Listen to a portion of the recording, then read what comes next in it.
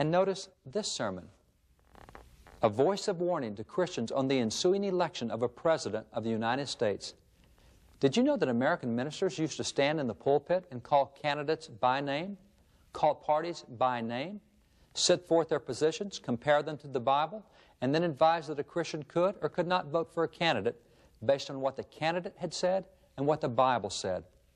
Today, this type of sermon might make many in churches uncomfortable, but it shouldn't. For not only was this a traditional practice of American pulpits, it's also a traditional practice set forth in the Scriptures.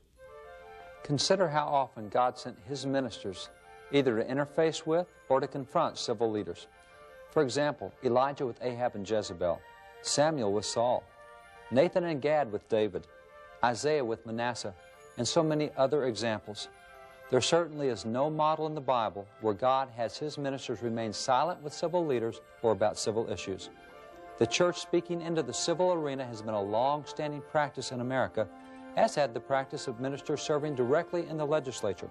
In fact, it was Thomas Jefferson himself who encouraged the lifting of restrictions against ministers and clergy that had been imposed in his own state of Virginia. He declared, I observe in the Virginia Constitution an abridgment of a right I do not approve. It is the incapacitation of a clergyman from being elected. Thomas Jefferson wished to see clergymen possess the same rights as others. Today, however, this is not the case in the area of free speech, nor has it been since 1954, when a U.S. Senator became responsible for enacting a policy that treated nonprofit organizations, including churches, differently.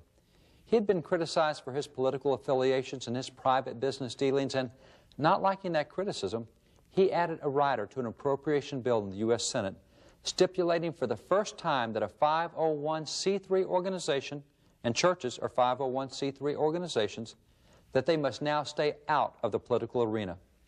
Most Christians think that the way it is today is the way it's always been. But this restriction is recent, as both American law books and early American sermons clearly demonstrate. The record is clear. The church helped shape the way that early America approached the issues of the day, and having taught the nation the relevancy of God's Word to every aspect of life, it's not surprising then that the Scriptures and writers on the Scriptures had such a profound impact on the founding of our government and its documents.